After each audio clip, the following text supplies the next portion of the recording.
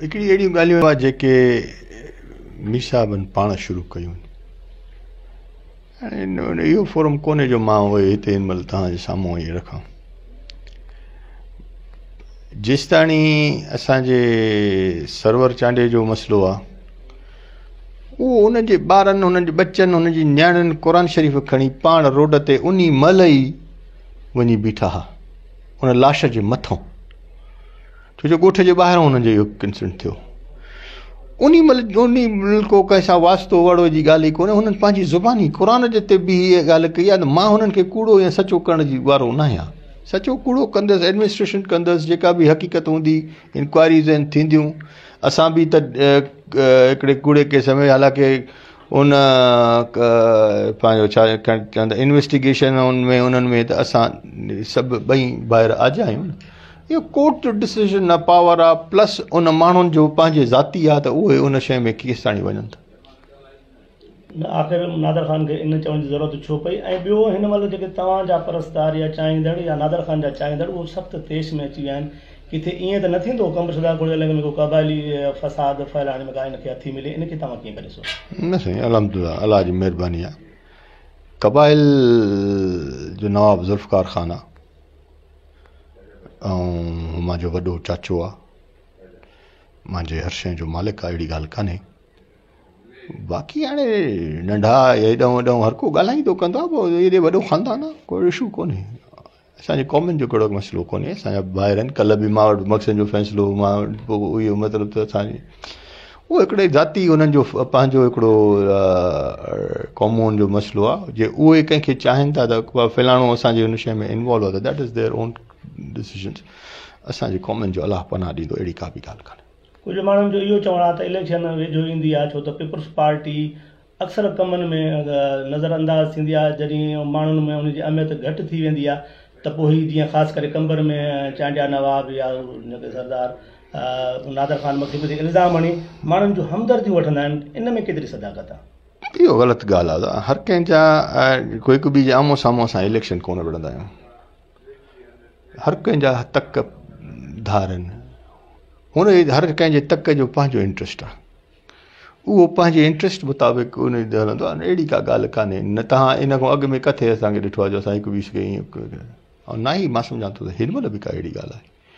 बाक़ी हाणे को पंहिंजो ज़ाती को हुनजो मसइलो आहे, हुनखे उहो जज़्बात में अचे इहे लफ़्ज़ ॻाल्हाए थो, तो बि असांजी अछी ॾाढी अथसि, वॾो आहे, असांजे बाबे जो सौट आहे, हुनखे सैफुल्ला ख़ान ऐं सुल्तान अहमद ख़ान हिकिड़ा तमामु वेझा दोस्त, भाइरनि जहिड़ा दोस्त आहे। नवाब शबीर अहमद ख़ान, मुंहिंजो वालिद साहिबु नवाब ज़ुल्फ़कार ख़ान, उहो भाइरनि जहिड़ा दोस्त आहे, पाण जे तमामु वेझाइप जा दोस्त आहिनि।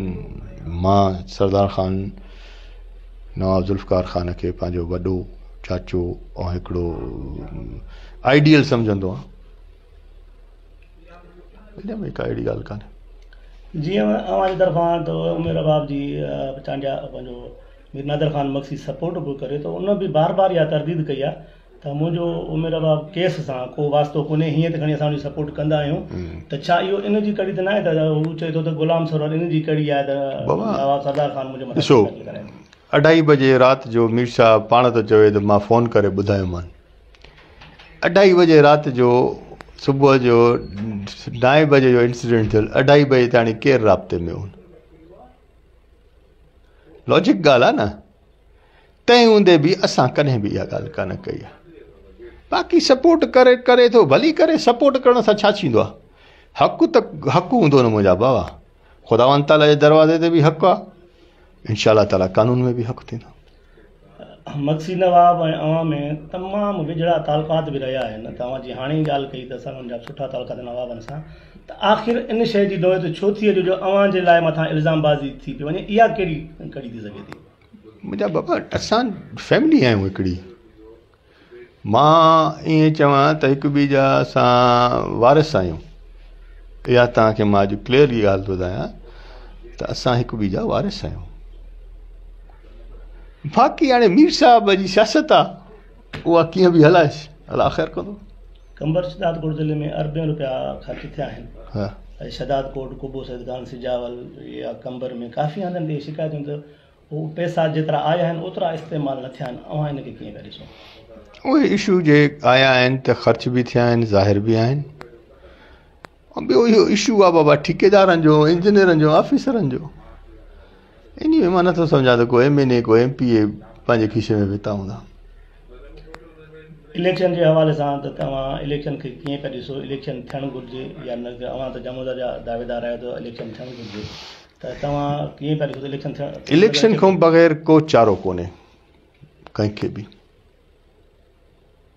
पार्टीज़ वे सियासत इलेक्शन इलेक्शन 5 सालनि खां पोइ इलेक्शन थियणु हिकिड़ी रीशफलिंग आहे अवाम जे नुमाइंदनि जी।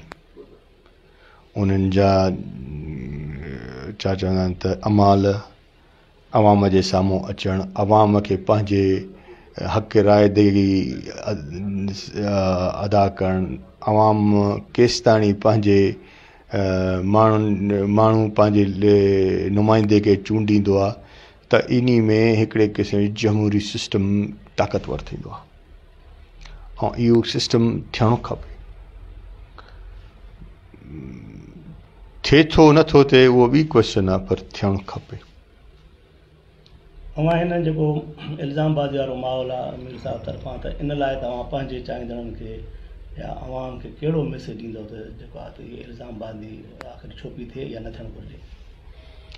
मां वरी बि चवंदुमि, ॿियनि दोस्तनि खे बि चयो आहे, असांजे बिरादरी में असांजा हिमायती, असांजा ॿाहिरि जेके बि दोस्त आहिनि, का बि ग़लति बयानी, का बि इख़लाक़ जे दायरे खां ॻाल्हि न कनि त बहितर आहे।